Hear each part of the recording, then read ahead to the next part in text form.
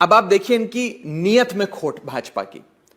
आज जिस दिन यह निर्णय आता है, अगर ऑर्डिनेंस लाकर हमसे शक्तियां छीननी थी फिर से, तो अगले दिन ले आते ऑर्डिनेंस, 2 दिन बाद ले आते।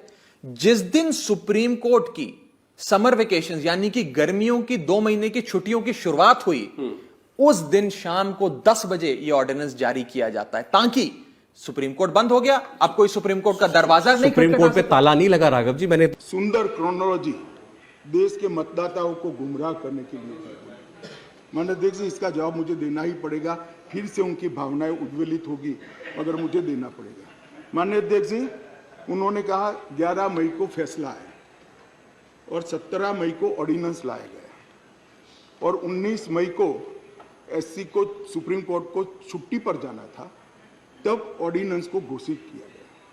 माननीय अध्यक्ष जी, मैं इसका तो पूरा क्यों करना पड़ा, इसका मुझे जस्टिफिकेशन देना चाहिए, क्योंकि विरोध भी 2 दर्ज हुए इसी विषय पर। परंतु मैं उनको ये कहना चाहता हूं, और एक मुद्दे कौन खड़े कर रहे हैं जिनका पूरा जीवन सुप्रीम कोर्ट में वकीलात करते करते गया। उनको ये भी मालूम नहीं है कि वैकेशन बेंच होती है, वैकेशन बेंच होती है, और वैकेशन के अंदर भी अगर उचित लगे तो मुख्य न्यायाधीश महोदय खंडपीठ भी बना सकते हैं, संवैधानिक खंडपीठ भी बना सकते हैं और स्थगन आदेश दे सकते हैं।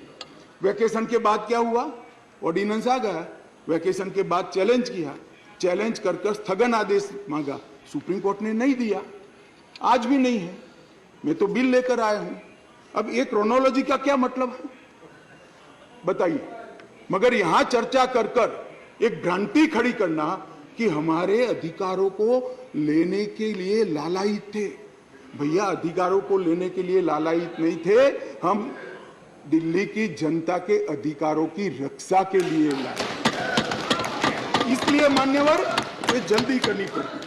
मान्यवर, मैं आगे बताता हूं कि जल्दी क्यों करनी पड़ी। मान्यवर, अब मेरे पास भी एक क्रोनोलॉजी है, जरा उसको धैर्य से सुनना चाहिए।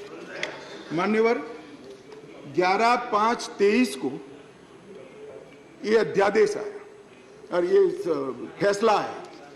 फैसला लगभग 3-4 बजे के आसपास घोषित हुआ। उसके बाद में 5:30 बजे फैसला क्या था मान्यवर? फैसला तो ये था कि संवैधानिक खंडपीठ ने एक फाइंडिंग दिया है, ये रेगुलर बेंच के सामने जाएगा, रेगुलर बेंच हियरिंग करेगी और बाद में इसका आदेश पारित करेगी, तब जाकर फैसला लागू होगा। फैसला तो अभी लागू भी नहीं हुआ है। मगर जल्दबाजी किसको कहते हैं मैं बताता हूं श्रीमान राघव चड्ढा जी। जल्दबाजी इसको कहते हैं कि अभी आदेश तो पारित भी नहीं हुआ था, एक नीति विषयक फैसला लिया जो 2 जजों की खंडपीठ ने सुनकर उस पर आदेश पारित किया जाना था, इसके बाद इंप्लीमेंटेशन होना था। 11/5 को शाम को 5:30 बजे एक नोट सर्कुलेट कर दिया गया कि आज 5:30 बजे तक पात्र अधिकारियों की सूची के साथ जो इस पद पर तैनात हो सके, सचिव सेवाओं के मतलब सेक्रेटरी सर्विस के लिए एक नोट प्रस्तुत किया जाए। ट्रांसफर करना भी चालू कर दिया। बोले अभी तो खंडपीठ 2 जजों की खंडपीठ का जजमेंट भी नहीं आया और ट्रांसफर करना चालू किया। सोशल मीडिया में घोषणा कर दी, अभी तो एप्लीकेशन मंगाई, नोट मंगाया है, सोशल मीडिया पर कह दिया श्री आशिक माधवराव मोरे को बदल दिया गया। कैसे बदलोगे भाई, कैसे बदलोगे मान्यवर? और इसके आगे मैं जाना चाहता हूं।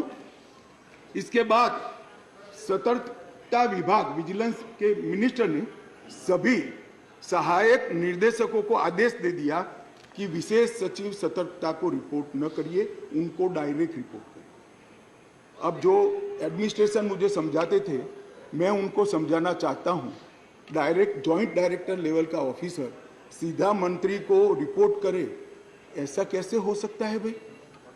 कैसे हो सकता है? ये एडमिनिस्ट्रेशन है क्या? किसके साथ में खड़े रहे हो?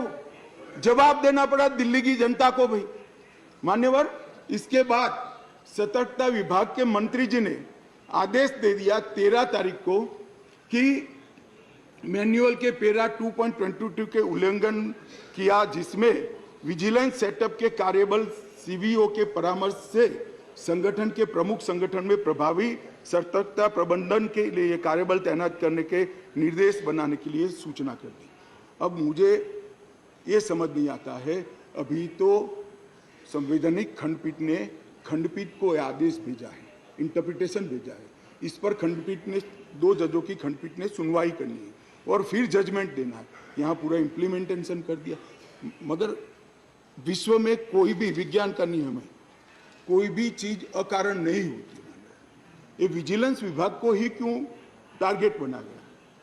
ट्रांसपोर्ट को नहीं बनाया गया, सफाई को नहीं बनाया गया, जल बोर्ड को नहीं बनाया गया, जल विभाग को नहीं बनाया गया, मान्यवर रोड एंड बिल्डिंग को नहीं बनाया गया, सोशल वेलफेयर को नहीं बनाया। ये सारे शासन के साथ जुड़े हुए भी नहीं है क्या? ये किसी में जल्दी नहीं हुई, सिर्फ विजिलेंस में हुई। अब मैं इस कारण बताना चाहता हूं कि सदन में विजिलेंस में क्यों जल्दी हुई। मान्यवर, इसके अंदर आबकारी घोटाले की, शराब घोटाले की फाइल विजिलेंस में पड़ी थी।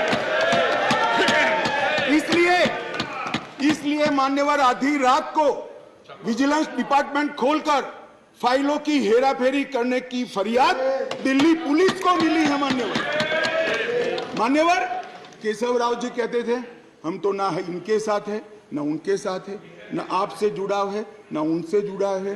बीआरएस वालों का भी इस शराब घोटाले के साथ आप पार्टी के साथ जुड़ाव है, इसीलिए आप वहां बैठे हो।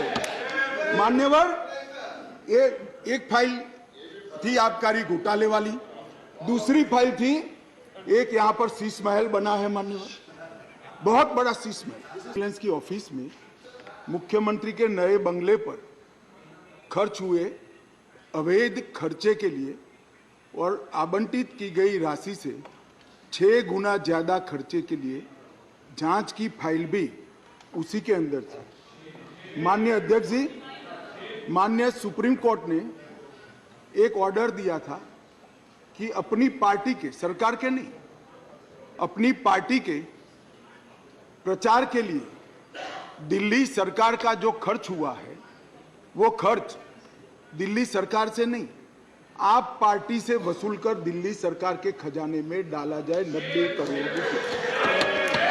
इसकी जांच भी यही विजिलेंस डिपार्टमेंट ने की। मान्यवर, इन्होंने दिल्ली सरकार के पास लॉ एंड ऑर्डर नहीं है, इसका मतलब पुलिस नहीं है, इसलिए वहां इंटेलिजेंस डिपार्टमेंट नहीं हो सकता है, मगर उन्होंने एक फीडबैक यूनिट बनाया और फीडबैक यूनिट से राजनीतिक जानकारियां इकट्ठा करना शुरू करी। मान्यवर, इसके खिलाफ भी एक जांच चली और ये जांच की फाइल भी विजिलेंस डिपार्टमेंट में थी। मान्यवर, BSES और BYPL ये 2 वीज वितरण कंपनियां हैं जिनका 21,000 करोड़ रुपया दिल्ली सरकार को बकाया है, देना है, फिर भी 2,000 करोड़ का उनको पेमेंट कर दिया गया।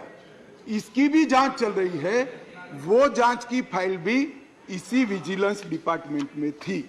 मान्यवर, और ये आधी रात को जो कागज इधर उधर कोड़ने का प्रयास किया गया, वो ही इमरजेंसी थी। चिदम्बरम साहब को शायद मालूम नहीं था, इसलिए पूछते थे कि क्या इमरजेंसी थी, तो भाई ये इमरजेंसी थी, इमरजेंसी ये थी। और मान्यवर, अगर ये न करते तो सारे घोटालों की फाइलों को गुम करने का एक नया घोटाला रजिस्टर करना